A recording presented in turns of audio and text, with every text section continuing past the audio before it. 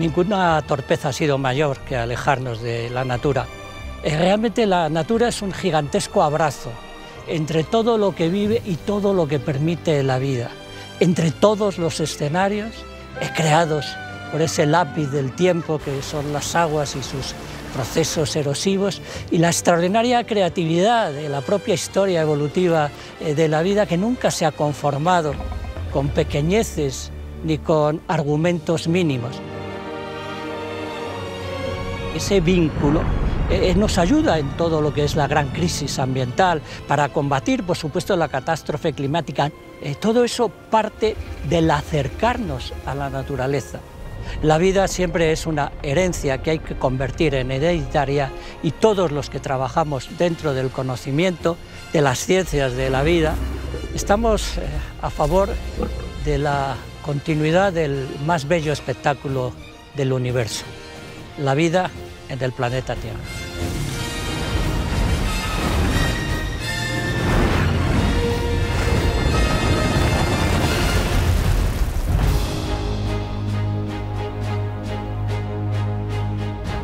El Museo Nacional de Ciencias Naturales se encuentra en el corazón de Madrid. Son las 10 de la mañana y está a punto de abrir sus puertas al público. Acaba de cumplir 250 años, lo que lo convierte en uno de los museos de historia natural más antiguos del mundo. Cada año recibe a 300.000 visitantes, pero estos solo tienen acceso a una pequeña parte de sus más de 10 millones de piezas. Lo que pocos visitantes saben es que desde su fundación, el museo también es un centro de investigación puntero en las ciencias naturales. Soy microbióloga, estudio microorganismos, que son esos organismos tan pequeños que no podemos ver a simple vista.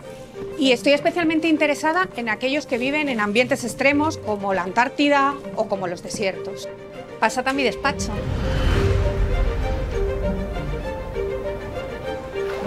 Yo creo que hay vida en todos los lugares, o al menos hay vida microbiana. Yo estudio especialmente microorganismos en ambientes extremos y sobre todo estos que se asocian a rocas. Pueden estar sobre la superficie de la roca, o cuando las condiciones ya son muy adversas pueden meterse en el interior de la roca porque dentro de ellas está protegido. Los microorganismos estuvieron en el planeta antes que nosotros. Lo que hicieron fue favorecer las condiciones para que cada vez fueran apareciendo formas de vida más complejas. Sin ellos no estaríamos aquí. Cuando yo estoy en el campo, sobre todo cuando estoy en la Antártida, tienes intuición de que ahí puede haber algo, pero realmente no se ve. Aquí en los laboratorios es cuando las empezamos a preparar y empezamos a estudiar a ver si tienen vida o no tienen vida. Mira, en esa ya veo que están los líquenes ahí encima y se ve abajo también una fisura que está colonizada. Está totalmente degradada la roca, ¿eh? La situación de microorganismos que crecen dentro de las fisuras la vemos también en otros ambientes extremos, como por ejemplo el desierto del Namib, en Namibia. Esta diversidad tan grande que tenemos, y que es una diversidad muy desconocida, puede desaparecer por culpa del cambio climático. Hay instrumentos que aquí son punteros, son únicos, y sobre todo lo que es único es la combinación de todos ellos. Lo bueno que tenemos aquí es que una misma muestra viene a microscopio electrónico, pero tras el microscopio electrónico la sacamos y la metemos, por ejemplo, en un CT scan, en un tomógrafo. Combinamos también la microscopía óptica, por lo tanto, al final es una microscopía general con varias espectroscopías y microscopías ópticas y electrónicas que te dan una información bestial de cualquier muestra que venga. Todas estas investigaciones que estamos aquí realizando nos pueden ayudar a saber cómo es mejor buscar la vida en otros planetas. Los mismos métodos que utilizamos aquí son métodos que se podrían utilizar cuando tengamos piedras de otros planetas. Mientras avanza el estudio de la vida en otros planetas, quienes investigan en el museo están preocupados por lo que sucede en este y aquí, en España.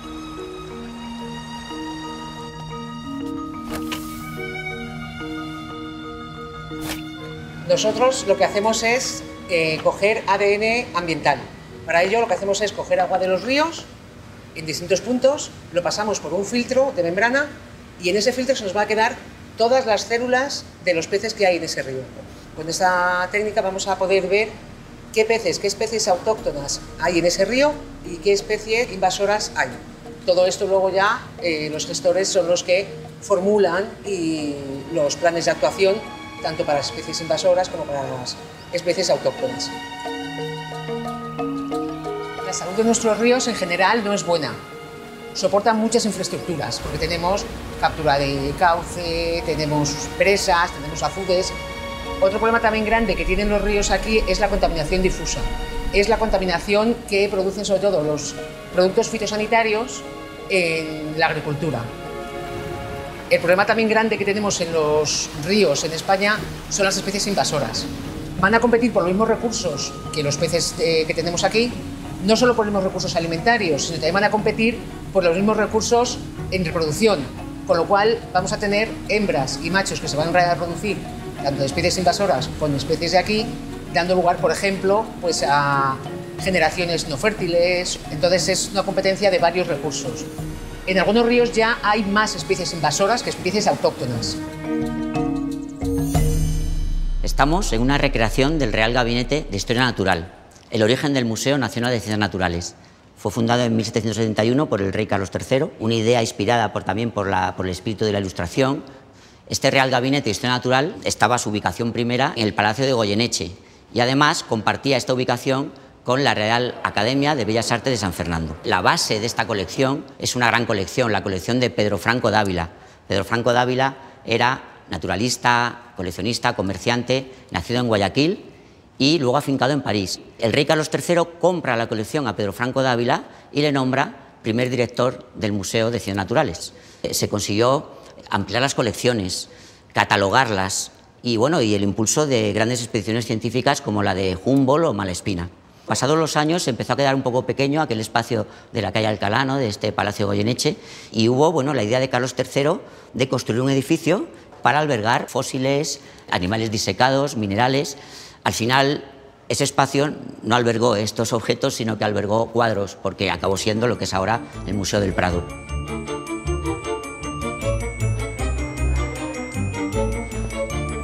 Entre las piezas más destacadas del museo se encuentra este fósil de megaterio, un antiguo pariente de los actuales perezosos. Se halló en Argentina en 1788. Fue el primer megaterio conocido y el primer vertebrado fósil montado y expuesto en el mundo. Supuso una revolución que impresionó incluso a Charles Darwin. Carlos III, que era un monarca del absolutismo ilustrado, pues como absoluto tenía mucho poder, pero como ilustrado, pues también tenía, diríamos, la capacidad de ver que la cultura, la ciencia, la educación, pues eran fundamentales. Un mensaje que deberíamos repetir ahora, ¿no? Exactamente, exactamente. Es una lección que nos dieron que tendríamos que aprovechar. Después de tanto tiempo estudiando, pues yo qué sé, filosofía o estudiando derecho, pues la Ilustración considera que hay que fomentar las ciencias. Unas ciencias, como llamaban ellos, útiles, es decir, que se apliquen a la mejora de la calidad de vida de la gente, desarrollo económico del país. Y en este sentido el gabinete pues becó a una serie de alumnos, diríamos, prometedores para que fueran a estudiar a Francia, a Alemania, a Suecia incluso, y a la vez también trajeron expertos internacionales, que a mí me parece también un concepto muy moderno. Aquí también se hizo un estudio, recuerdo, que tenemos las láminas en el archivo, sobre los peces de las costas de España, pero también para ver un poco esa utilidad, ¿no? A ver qué se podía pescar y qué se podía consumir, ¿no? Es verdad que en la época había mucha gente que no podía apreciar lo que era ese esfuerzo científico, porque era gente que no tenía una preparación, pero había gente que tenía curiosidad. Incluso a veces los que estaban aquí como estudiosos se molestaban un poco porque decían que venía gente que, en fin, que no tenía preparación, pero que tenía esa curiosidad. Es una pena que esto al final, esa corriente de ilustración se perdiera en algún momento, ¿no? ¿Por qué al final dejamos de tener esa preocupación por la ciencia? Esto es muy importante. Claro, la sombra de la Revolución Francesa, las guerras con Inglaterra, pues esto fue muy duro, pero todavía más duro, que es lo que realmente cortó, diríamos, ese proceso de modernización, fue la invasión napoleónica, porque fue una guerra durísima. Otro de los tesoros del museo es la colección de ilustraciones que reunió en el siglo XVIII el naturalista de los Países Bajos, Johannes Le Franck van Berghe. Cuando contaba con 8.000 láminas, van Berghe se arruinó y el museo se las compró en una puja. Hoy, la responsable del archivo, Mónica Verges, le está mostrando una selección al director del Museo de Historia Natural de Países Bajos, Edwin van Huys, junto a nuestro director, Rafael Zardoya. La primera lámina es una joya original de Durero del siglo XVI. This is one of the most important now in our collection, even in the world. Everybody knows this piece, but seeing it now is just wonderful. But sometimes he had to make drawings of animals that he never saw himself. Of course. And so sometimes they're a little bit strange. Yeah. It is. It's very delicate. Oh, wow. It's wonderful. Almost Japanese, this. Yeah. And he was a scientist, but he was a very good artist. It's also a beautiful collection, but the first place of the collection is to study. So you also see that in the beginning they would draw plants and animals just to show how beautiful they are or how exotic they are, and now in the 18th century they're starting to work with Linnaeus and to put them together bring them together in This was families. Yeah. Show the wonders of the world and to show what could be gained in these countries was something that would appeal not only to the public but also to the people who would finance these expeditions. We're very happy that it was bought as one collection. Yeah, this is a fact, a happy fact. And that is very happy. And very rare. Because he needed the money, and so he would have sold it to anyone. And finding someone who would buy the whole collection and keep it together and bring it to Spain is wonderful. Yeah. We think Berghe was an extraordinary man. Yeah. His collection was a model, a big model for the other cabinets. He wanted to have in his collection all the animals known at the time in the world. Wow. That's ambitious. It was ambitious, but in a sense we're ambitious now because we want to have the DNA of every animal in the world. El museo participa en el afán por recoger y conservar el ADN de la biodiversidad del planeta antes de que se pierda. Aquí se han especializado en mamíferos en peligro de extinción.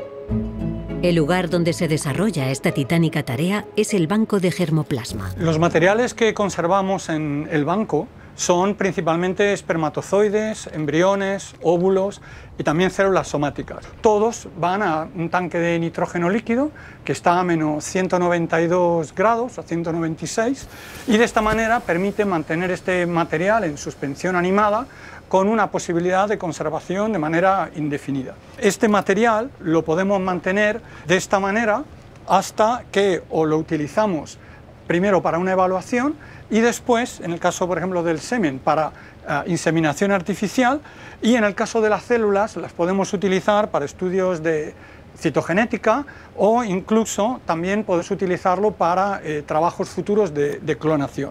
Es importante conservar este material porque de esta manera guardamos el máximo de diversidad genética de las especies y así nos aseguramos que en el futuro no haya problemas debidos a consanguinidad que a su vez puede afectar a la habilidad de los animales de reproducirse. Una de las colecciones más antiguas e importantes del museo es la de entomología. Con más de 2 siglos de historia, ofrece una visión única de cómo han declinado las poblaciones de insectos en las últimas décadas. La conservadora Mercedes París y el investigador Mario García París están preparando una selección de ejemplares. Pero entre más de 5 millones de piezas no es tarea fácil. He traído esto, a ver qué te parece.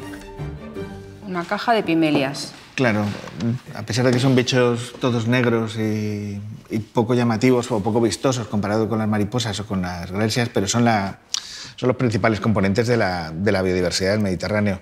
De este grupo, de la familia de los tenebrónidos, tenemos más de 600 especies endémicas de aquí de la península ibérica. Cada vez que limpian, que hay una zona de esas de playas que limpian para los turistas, para que ponen las banderitas, adiós, van pimelia. eliminando poblaciones de pimelias, de manera que estamos ahora en una situación crítica con muchas especies. Sí. Pues, ¿qué más? El insecto hoja este que se ha descrito hace un par de años pero que fue cogido a finales del siglo XIX. Y es claro. el único ejemplar que se conoce en el mundo. Lo que pasa es que en vez de poner este ejemplar precisamente en la exposición, que digamos al ser el único y tiene un valor científico muy importante, porque cualquiera que lo vaya a estudiar va a tener que ver este, podríamos colocar uno de una especie parecida. Uno parecido, sí. Este, por ejemplo. Pues creo que estaría bien también meter alguna de alguna especie que ya esté desaparecida o que esté en peligro crítico. Aquí está la perfecta. Ah, claro, sí, sí. Claro. Por los milabris. El meloido. Sí, que también son pequeñitos, tampoco llaman mucho la atención. Pero el último ejemplar que se encontró de esta especie, vivo, se localizó en 1956. Es una especie endémica del centro de la península ibérica. Es una pena porque viendo todo el material que hay, pues era una especie abundante en su día y que se ha extinguido completamente. Como sus larvas atacan a saltamontes y controlaban las plagas de saltamontes en el centro de la península ibérica, seguramente se extinguió la especie al fumigar con DDT en los años 70. Cada bichito de estos es un epitafio de una especie que ha desaparecido, de una parte importante de nuestro planeta que nunca más, nadie más va a volver a ver vivo. Pues efectivamente tiene que estar en esta caja. Sí, sí. Hay varios estudios recientes, incluido en Alemania, un estudio en Alemania hecho en parques, o sea, en zonas protegidas, donde muestran que más del 60% de las poblaciones de insectos han desaparecido. Que desaparezca el 60% de los insectos de un sitio cuidado, o sea, significa que el resto pues, estará desapareciendo a un ritmo muchísimo más rápido. Y eso desencadena una serie de consecuencias pues, catastróficas para todos los niveles. La mayoría de la biodiversidad que consideramos nosotros, pajaritos, mamíferos, dependen de que existan los insectos y que ellos estén funcionando en el ecosistema. Todo está igual de evolucionado. Nosotros somos una pieza más. Estamos exactamente igual de evolucionados que este insecto, que ese otro o que cualquier microorganismo.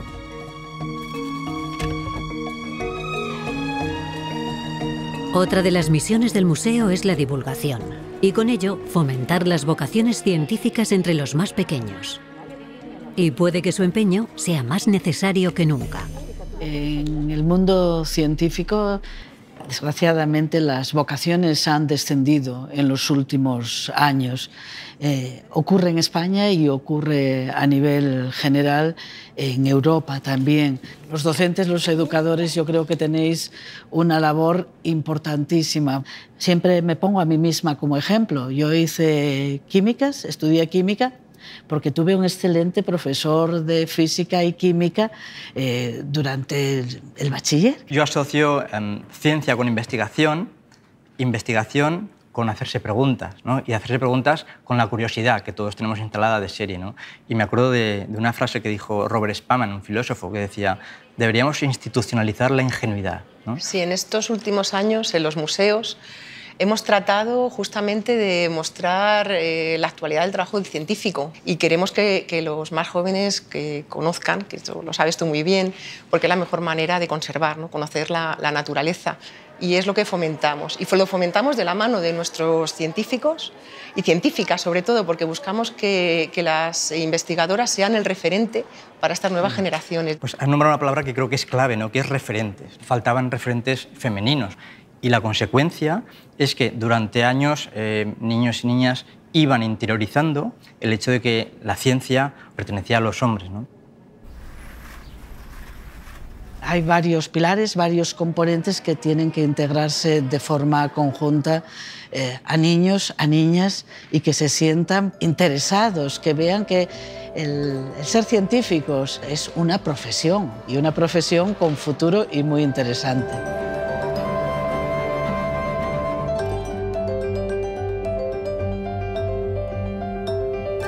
A comienzos del siglo XIX, el museo pasó por una época oscura, con falta de fondos y apoyo institucional. Esto cambió con la llegada de un nuevo director, Mariano de la Paz Graells, quien amplió las colecciones e impulsó la expedición científica al Pacífico, que duró 4 años y recogió más de 70.000 piezas. Él mismo describió una de las polillas más hermosas de Europa, a la que llamó Saturnia Isabelae, en honor a la reina Isabel II. Ese esplendor se truncó al terminar el siglo, cuando las colecciones del museo se amontonaron en los sótanos de la Biblioteca Nacional, en contra de la opinión de los expertos.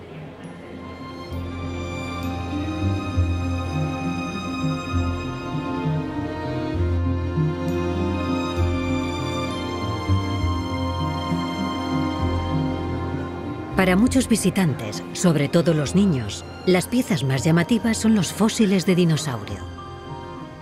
Una de las estrellas es el Diplodocus. En realidad, es una reproducción del que hay en el Museo de Pittsburgh. Fue un regalo del filántropo norteamericano Andrew Carnegie al rey Alfonso XIII.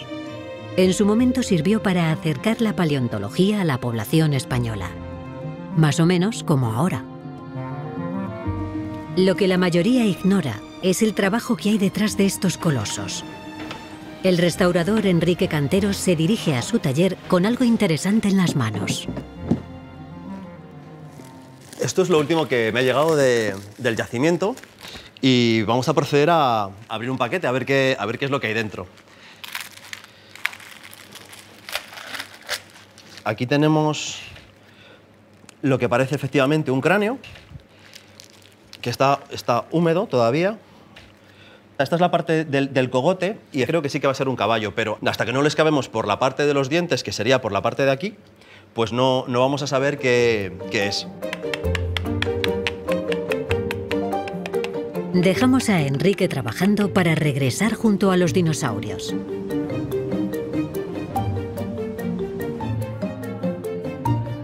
When I am here and I see this, Yes. I need to think directly to your work.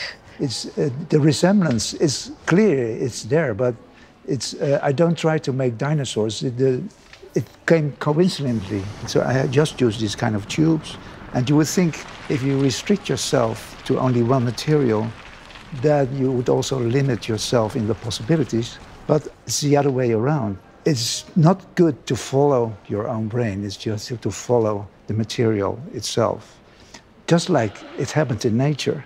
If you look at a horse running, then you read millions of years of development, and but also you feel the beauty of it. Exactly. When I see this, I see so much art. I see Alexander Kelder. Yeah. I see Matisse. I see Lecher. I see all the big names in the story and the constructivists. I see Dalí, because it's the bones. It's the erfenis. What is erfenis? The heritage. The heritage Yeah. of the beginning of ours. Yes. This is, I think, the magic of the time. Yes. Magic and time need to be together. Maybe it's because we live in a flash of time, art, but also nature. Spread this very short time. At that moment, we are living as a universal universe. Anywhere. Yes.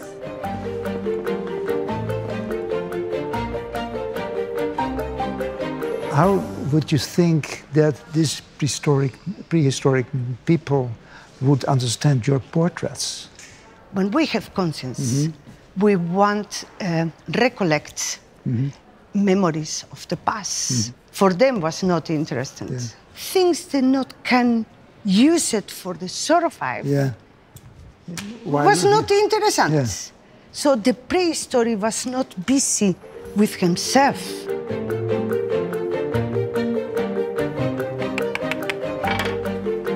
Le estoy quitando sedimento de la base del cráneo a ver si podemos saber si efectivamente es un caballo. Efectivamente, aquí se ven los dientes, que son de un hiparión. Esta especie de caballo vivió hace 9 millones de años de este yacimiento, que es el yacimiento del Cerro de los Batallones, que es uno de los yacimientos más importantes del mundo en fauna miocena.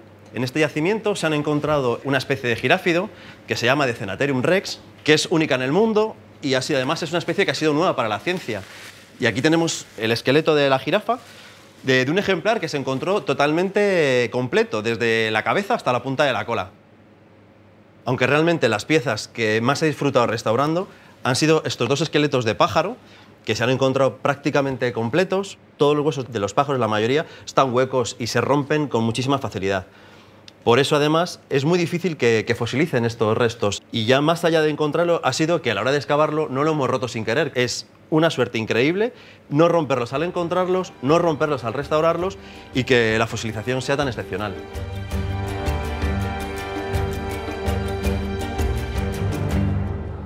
Esta pieza es muy importante porque, aunque hay un ave previa que se encontró, uno de los grandes descubrimientos paleontológicos, que es el Archaeopteryx, que todo el mundo conoce y sale en los libros de texto, esta especie está más cerca de las aves actuales. Por ejemplo, lo que tiene este ave que no tiene el Archaeopteryx es que tiene mucho mejor desarrollo de todo el esqueleto que ayuda a volar. La fúrcula, que le permite respirar más, el coracoides, que le permite mover las alas y hacer un vuelo que no tendría el Archaeopteryx. Es una pena que este hallazgo que hizo José Luis Sanz aquí mismo en Cuenca no sea más conocido, porque el Iberomesornis representa una etapa más en la transición hacia las aves modernas. Nos preguntan mucho si estas aves cantaban, como las aves de ahora. Lo que sí sabemos es que el canto es muy importante a la hora de la evolución en las aves, y en la actualidad nosotros estamos estudiando cómo el canto de las aves está cambiando poco a poco como consecuencia de los altos niveles de ruido urbano en las ciudades. Se oye mejor si el canto es más agudo. Entonces hemos encontrado en muchas especies que son capaces de hacer eso, modificar su canto para que se oiga mejor en las ciudades.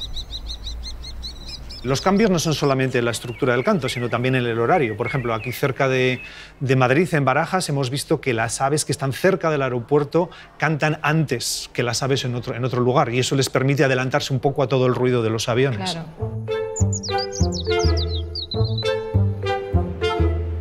Con piezas tan delicadas e insustituibles, todo debe hacerse con sumo cuidado. Para limpiar el cristal de una vitrina son necesarias 3 personas: el conservador, el personal de limpieza y alguien de seguridad. Oye, Aurelio, sí. El meteorito Allende, que es tan famoso, ¿dónde apareció?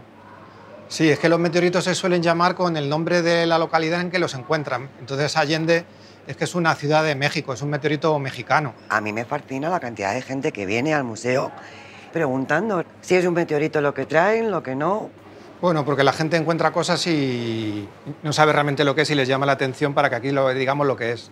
Pero primero hay que ver si es realmente un meteorito, porque a lo mejor te traen una piedra que es un piedrolo de jardín. ¿Por eso? Claro, porque te viene gente y dice, yo estaba desayunando y me cayó una piedra. Bueno, te cayó una piedra de un camión que pilló una piedra y saltó. ¿De qué están compuestos? Pues depende, hay 2 tipos. Unos son de metal y otros son de rocas no metálicas. ¿Este en concreto? Este es un condrito que es muy interesante porque es que es más antiguo que el sistema solar.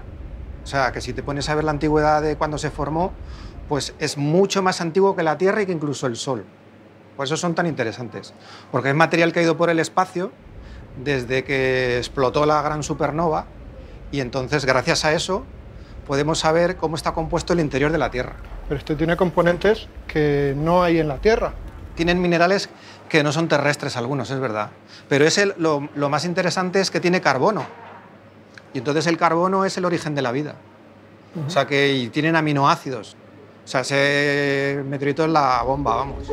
Es una de las joyas del museo. No solo los ciudadanos acuden a los especialistas del museo.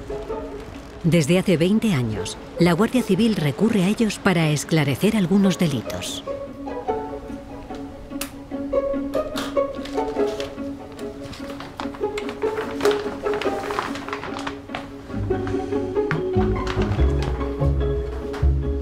Isabel, te traemos 2 especímenes. Estamos llevando a cabo una investigación por furtivismo y hemos intervenido un urogallo y un cráneo de lobo que creemos que son de poblaciones autóctonas, y como están protegidas necesitaríamos confirmarlo por ADN. Vale, perfecto. Según las últimas estimaciones de Interpol y de la ONU, los delitos medioambientales se sitúan ya en la 3ª posición de delitos más lucrativos a nivel internacional, solamente por detrás del tráfico de drogas y de los delitos de falsificación. Eso nos da una idea de la importancia. Ya están situados por delante de los delitos de trata de seres humanos. En España, cada año, la Guardia Civil investiga aproximadamente unos 4.000 delitos relacionados con el medio ambiente, y de esos delitos medioambientales, gran parte de ellos son delitos por tráfico de especies y delitos de furtivismo. El SEPRONA nos ha pedido que identifiquemos si este lobo y este urogallo pertenecen a poblaciones españolas o no, porque en España están protegidos, pero, por ejemplo, si fueran especímenes de Rusia, de poblaciones rusas, pues no lo estarían. La única forma que tenemos en la actualidad de identificarlo es por medio de ADN, y lo que vamos a hacer ahora es proceder a la toma de unas muestras para extraer ese ADN. Recibimos, además de piezas como estas, recibimos marfil, cuernos de rinoceronte. Lo más curioso que nos ha llegado fue un espécimen que venía perfectamente guisado con sus zanahorias y su cebolla para que identificáramos la especie, y resultó ser efectivamente un urogallo. Las especies se van protegiendo y esas especies dejan de ser interés de los malos, pero sin embargo aparecen nuevas especies como, por ejemplo, pues en la actualidad estamos trabajando mucho con iguanas de Fiji, que son unos ejemplares preciosos de un color verde esmeralda, y sí que aparecen nuevas especies. En el momento que protegemos una, pues nos aparecen otras nuevas que tenemos que dar soluciones. El siglo XX arranca para el museo con la llegada de uno de sus directores más ilustres, Ignacio Bolívar. La institución se trasladó a su ubicación actual y fue protagonista en el resurgir de la ciencia en España. Este progreso se vio truncado por la Guerra Civil. Aunque las piezas del museo no sufrieron daños, muchos de sus investigadores, incluido Ignacio Bolívar, tuvieron que exiliarse.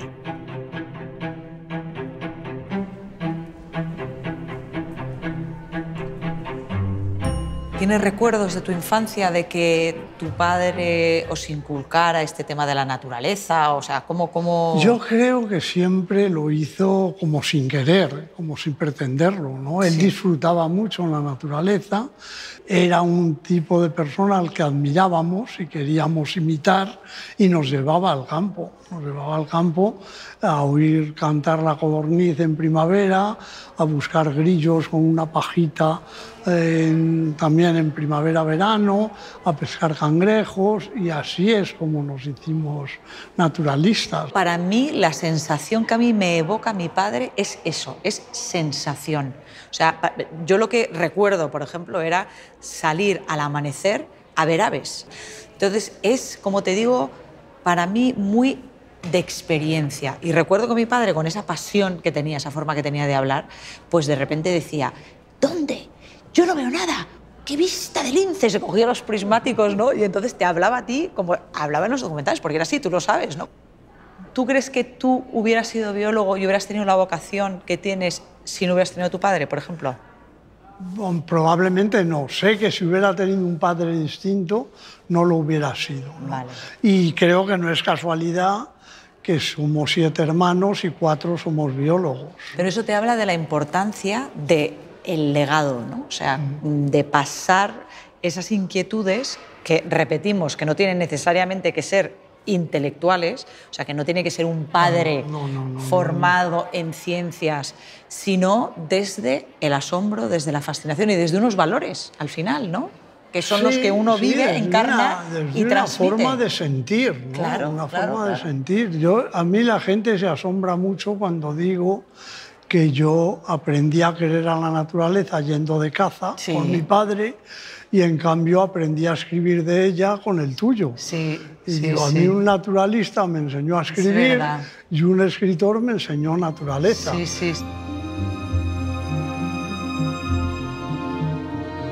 A comienzos del siglo XX, los hermanos Benedito revolucionaron la taxidermia.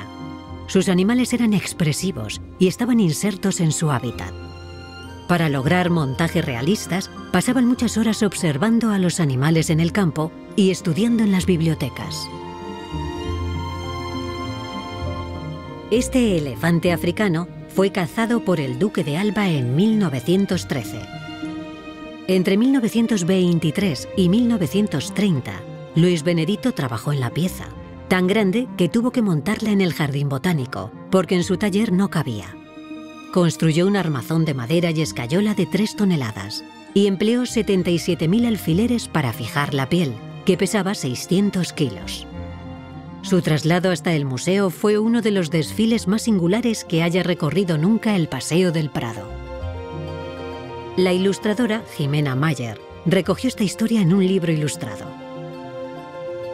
Hoy está preparando otro sobre la colección de moluscos del museo, que cuenta con 2 millones de ejemplares y 12.000 especies distintas. Margaritífera, esta especie de agua dulce, que es Margaritífera auricularia, está en peligro de extinción Es, digamos, de estos bivalvos los más amenazados del mundo. Apenas quedan individuos contados en el Ebro y en el canal. Es impresionante porque hay unas fotos del principio del siglo XX que ves montañas, las cogían porque hacen perlas, igual que las marinas, y bueno, pues la acción humana suele acarrear un poco eso. Claro. Perdemos porque perdemos biodiversidad, pero además es que estos bichos son filtradores, entonces claro. Cuando pasan las aguas las van limpiando y bueno, pues perdemos todo esto. Y un caso extremo así también en el mar son los de las patelas. Las patelas se comen, sí. Se han comido y son muy delicadas. Y bueno, hoy por hoy casi solo existen en sitios muy especiales, como en islas o islotes donde hay pues, reservas militares o cosas así, que claro, no puede entrar nadie y ahí hay buenas poblaciones. Y lo que era importante, porque se quería salvar, era conseguir que se reprodujeran en el laboratorio, que nadie conseguía que las larvitas crecieran. Tuvimos un proyecto especial y lo conseguimos y fue emocionantísimo ver los primeros juveniles que empezaban a moverse por ahí. ¡Qué bueno! Con la malacología también hay mucha afición por parte de ciertas personas, coleccionistas y demás. Y de esta especie, y este ejemplar era uno de los únicos 12 que existían en el mundo. ¿Qué dices? Había alcanzado unos valores impresionantes. Entonces, bueno, pues estaba en una caja fuerte. Y resulta que se descubrió una zona donde encontraron varios ejemplares y como es oferta a demanda, pues su precio bajó y ya lo podemos tener aquí en las colecciones.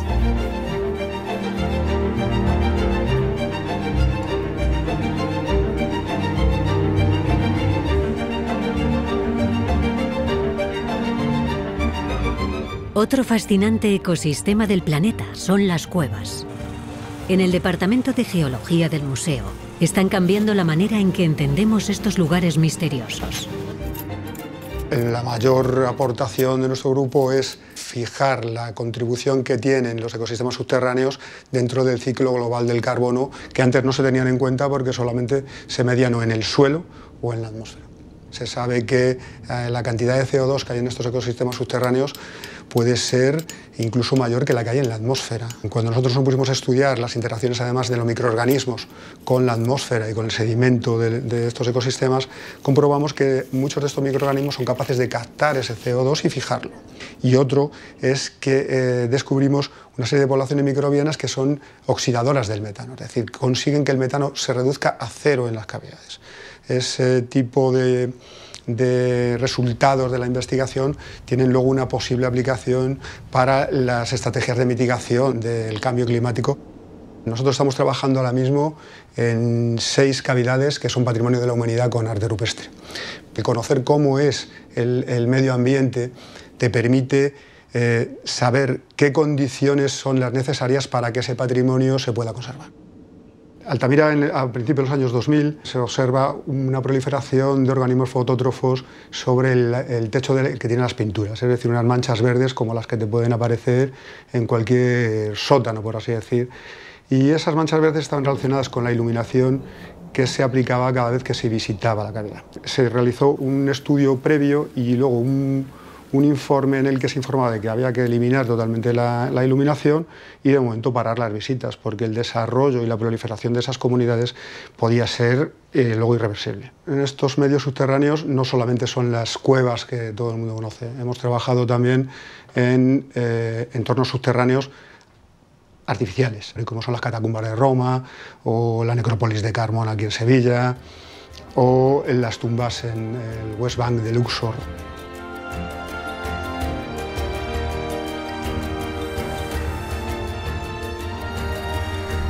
Otro hito en la historia del museo fue la comisión científica que calcó miles de pinturas rupestres en nuestras cuevas. Gracias a esa labor, hoy conocemos muchas pinturas que se desvanecieron años después. This is a bull. It's quite difficult to see at the beginning. Yeah. So imagine the conditions they work in the cave without very good light. Yeah. They started to travel around Spain in 1912. And they were traveling for 25 years around all the peninsula. So they finished their work when the civil Spanish War started. They interrupted it. But meanwhile, they did 2,300 drawings, and they published 38 books with the paintings. And Altamira, how that fits in this we have history? Also, yes, we have also many drawings of Altamira. Altamira was the big reference in the world. But the surprise was there were many Altamiras in the north of Spain and even in the Mediterranean coast. And this one, hold on. Oh, we are here in the Neolithic. Mm-hmm. You can see what here? Look, a woman harvesting honey. It's incredible. You can see here the basket. Oh, yeah, yeah. This hole is real. It's impressive because you are used to see always these hunting scenes with bulls or you never see goats, collecting scenes. and you don't see these ones. No. La guerra civil detuvo este y otros trabajos. Terminada la contienda, el museo se integró en el recién creado Consejo Superior de Investigaciones Científicas y le siguieron décadas de abandono institucional. Incluso había gente en el Consejo de Investigaciones Científicas que pensaba que era mejor prescindir del museo. Fíjate. Estuvimos en algunas comisiones y recuerdo que había algún experto, González Bernaldez, que decía, el museo hay que mantenerlo aunque solo sea para rodar películas del siglo XIX. Qué bueno. Pero ¿no? Se investigaba también en la época, en el Pero museo. muy poco, y cada uno a su aire, y era una ciencia descriptiva que gustaba poco. Y entonces parecía poco competitiva. Pero fíjate que en España hemos tenido muy importantes, ¿no? También, dentro del mundo de la biología. Luego, conseguimos salir adelante, en gran parte gracias pues, a gente como Valverde. Valverde, Margalef, o sea, hubo claro, gente... que había, pero que eran francotiradores, que fueron por su cuenta. Sí, o sea, que era un poco porque iban ellos cogiendo y por su propia motivación, no porque hubiera la estructura, ¿no? La herencia de los Bolívar, director del museo antes de la guerra, que se tiene que ir en la guerra civil, pues esto quedó un desierto durante quizá del 39 al 40 al 70 o por ahí. Fíjate, ¿no? qué interesante esa parte.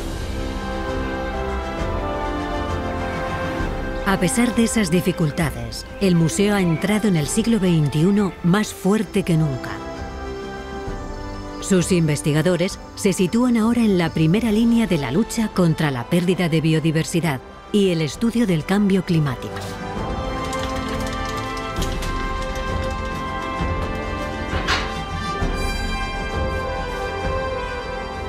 Esta es una de las muchas especies de ranitas del género Microcaila que he tenido la oportunidad de describir. Viven en los Andes del sur de Perú y en Bolivia y son extraordinariamente diversos. Casi no se sabía nada de ellos hace unas décadas y ahora resulta que hay decenas y decenas de especies. Afortunadamente, estas ranas todavía están ahí. Pero hay muchas otras, como por ejemplo estas que tenemos aquí, que ya no existen. Estas han sido descritas a finales de los años 90 o incluso ya dentro de este siglo y pocos años después han desaparecido del planeta para siempre. Así que me considero afortunado porque he tenido la oportunidad de describir muchas especies nuevas para la ciencia, pero también desafortunado porque he podido contemplar con mis propios ojos el fenómeno de la extinción. Y eso es tremendo. Eso, tener la oportunidad de ver la sexta extinción en directo, sufriéndolo con los organismos que tú mismo estudias y a los que has dedicado tu vida, pues la verdad es que es una experiencia bastante dura. El mayor problema al que se enfrentan los anfibios ahora mismo, además de todos los que ya conocemos de pérdida de hábitat, cambio climático, contaminación, etc., es el hongo patógeno, Batrachochytrium dendrobatidis. que por culpa de la acción humana está expandiéndose por todo el mundo y ha llevado a la extinción a muchísimas especies. Hoy mismo, precisamente, hemos tenido los resultados de un estudio reciente en el que hemos podido constatar que casi el 70% de las especies que existían en una comunidad de un bosque del sur de Colombia han desaparecido en las últimas décadas. Si esto lo trasladáramos a las comunidades de aves de la península ibérica, nos quedaríamos espantados de la pérdida gigantesca de diversidad que eso supone. Pero como son anfibios, son nocturnos, no los conoce casi nadie y no se ven, pues no somos capaces de entender la magnitud de esta tragedia.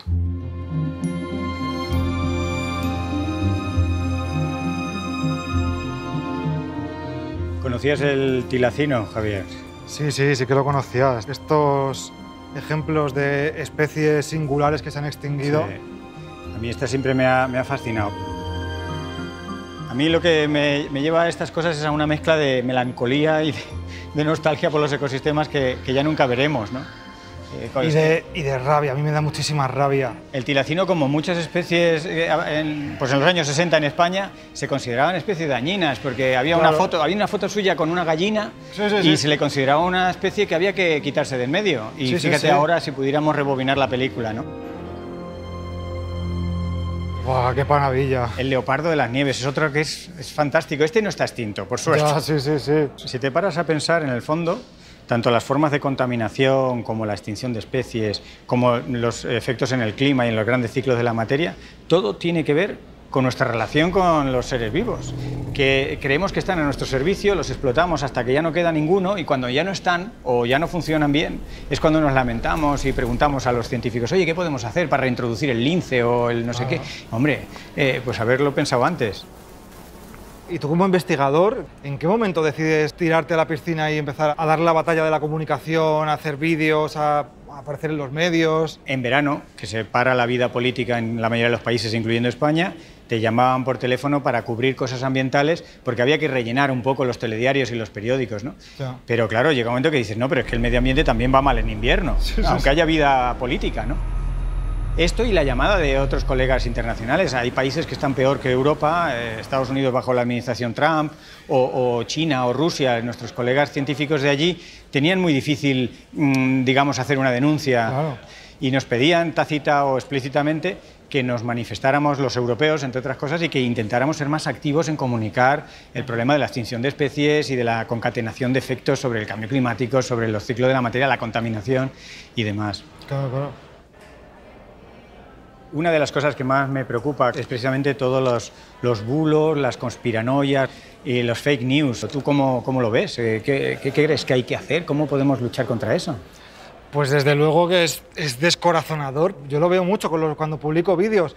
En los comentarios, los argumentarios salidos de think tanks negacionistas empiezan a verse replicados por gente que se pone sin saberlo a su servicio a trabajar y a expandir bulos sin consistencia que al final trabajan en contra de sus propios intereses. Salía hace poco un estudio de Guardian que decía que uno de cada 4 tweets publicados sobre cambio climático eran obra de bots negacionistas. Claro, los que no estamos tan acostumbrados, tan expuestos de siempre a las redes, nos encontramos con un ambiente que a veces es un poco hostil. Es verdad que hay gente muy agradecida y que cuando comprende lo que estás contando te lo hace saber, pero también hay una hostilidad y a veces van a la caza a la persona, a meterse con aspectos muy íntimos que te desarman, dicen, pero no estamos hablando de cambio climático. En estos escenarios que tienden a ser un poco apocalípticos, ¿tú eres optimista? Pues yo soy optimista por eso, porque creo que la gente, una vez que lo entiende, no puede mirar a otro lado. A mí realmente cada mañana se me enfrenta el desafío de la realidad o el optimismo, y a veces lo que encuentro es un poco una mezcla entre los dos, y veo en la realidad piezas de optimismo. Y trabajo un poco en razones para el optimismo. No todo está perdido. Mientras haya todavía especies, funcionalidad, aire que respirar y personas con sensatez, probablemente podamos salir del entuerto, pero no lo tengo todos los días así de claro. No, ni yo tampoco.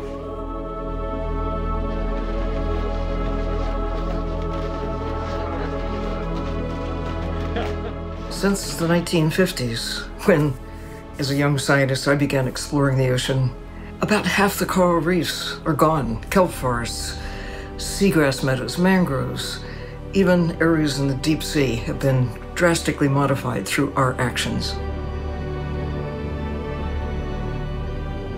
Only about 15% of the ocean floor has been mapped. Most of the ocean has never been seen by anyone. Some are convinced that the great era of exploration happened long ago. Actually, the greatest era of exploring the ocean, exploring the planet, understanding how everything connects, it's just beginning. For the first time, we are able to connect bits of information and weave it together with unprecedented understanding. People, communities, nations around the world are embracing the concept of protecting at least 30% of the land, 30% of the ocean within this decade, by 2030. What we do or fail to do will determine the outcome for all who follow.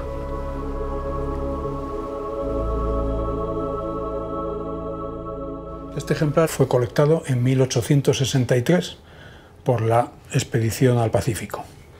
Y resulta que en este ejemplar hemos estudiado el hongo que está diezmando los anfibios en todo el mundo. De hecho, ha sido el caso más antiguo reportado hasta el momento de un anfibio infectado por este hongo. Este dato nos ha permitido saber que tan antiguamente como en 1863 el patógeno ya estaba presente en América. ¿Qué ocurría entonces? Pues probablemente este hongo no les causaba ningún mal a los anfibios, pero una cepa nueva llegada de Asia mucho más recientemente es la que ha resultado ser letal y muy infecciosa para muchas de estas especies. Cosas como esta son las que demuestran la importancia de las colecciones antiguas de un museo como el Museo Nacional de Ciencias Naturales con sus 250 años de historia.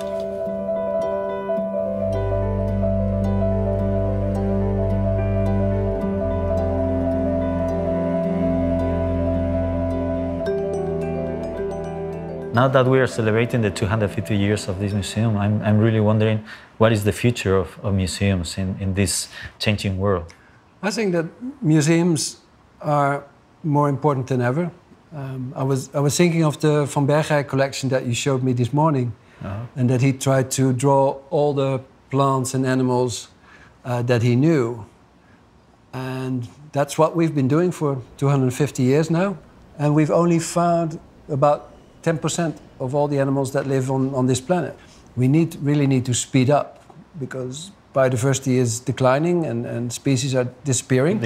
Even before we can find them. I totally agree on that. Yeah, I think that's the only way to help not only science but also politicians in making the right decisions for this planet. Correct. And then we have the historical collection, so we can know the diversity that was there in the past and the one we have now after bottlenecks and disappearance of populations and declining of species. So yeah, I agree. The different museums have been working isolated one from the other. And I think now it's the time to connect, network together and use the digitalization and other techniques to get together. If we want to conserve nature, if we want to conserve biodiversity, it's not something that we can do on our own. We have to do it worldwide and also by bringing all these collections digitally together, it becomes one big collection in which you can search and work with.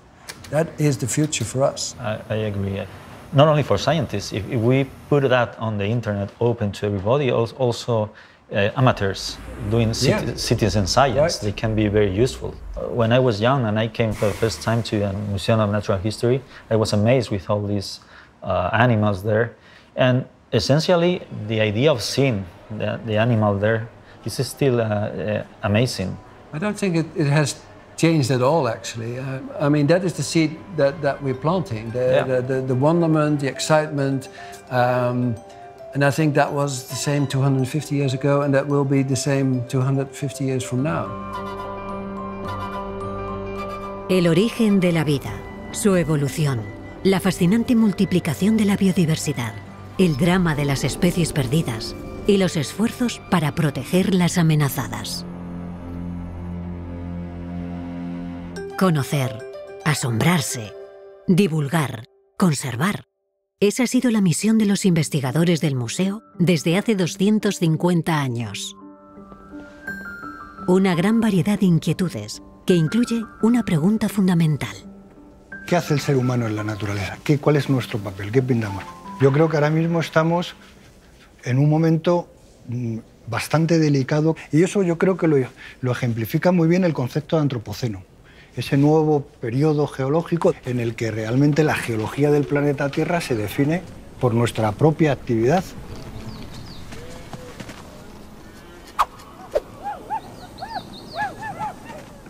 La gran transformación del planeta no tiene relación con la evolución humana, no se produce por un cambio biológico, sino por un cambio cultural y tecnológico que es la agricultura y la ganadería, el neolítico, que no coincide, no se corresponde con una nueva especie.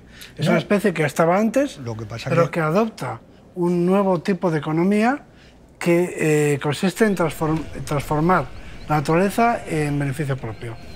Hay un desarrollo cultural y biológico asociado, porque efectivamente en el Neolítico se produce una explosión demográfica. Y sobre todo lo que empieza es esa dicotomía especie humana versus naturaleza, porque antes no se podían separar. Yo no me atrevería a decir que hace 500.000 años la especie humana tenía mucha capacidad de transformación, o que un ecosistema sin presencia humana y con leones o con homoterios fuera muy diferente de un ecosistema con un grupo humano, con esas densidades de población. Entonces, pues era una especie más del ecosistema, formaba parte del ecosistema y bueno, pues tenía su capacidad de formar parte de esas redes y ya está. Y queriendo abrir un poquito la puerta, a mí me parece que estamos además en otra gran revolución del planeta, y es la aparición de Internet.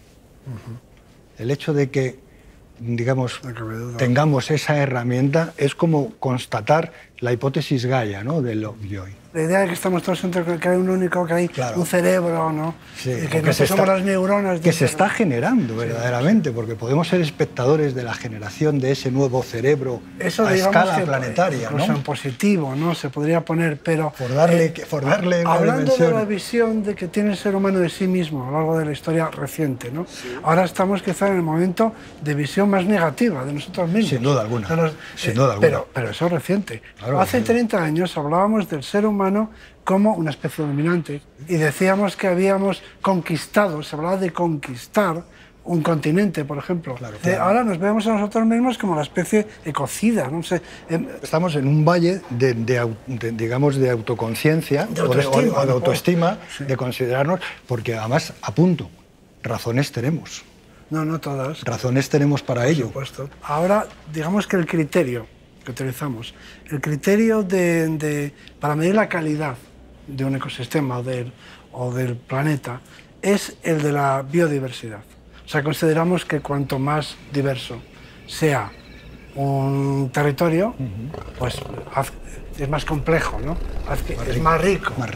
Entonces, como el ser humano, obviamente, sobre lo que incide, pero decididamente lo que cambia es la biodiversidad, pues su acción es negativa. Su acción es pérdida de riqueza.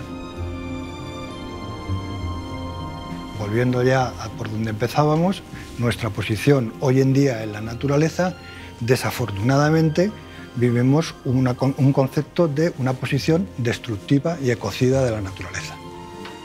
Amén. La jornada ha concluido.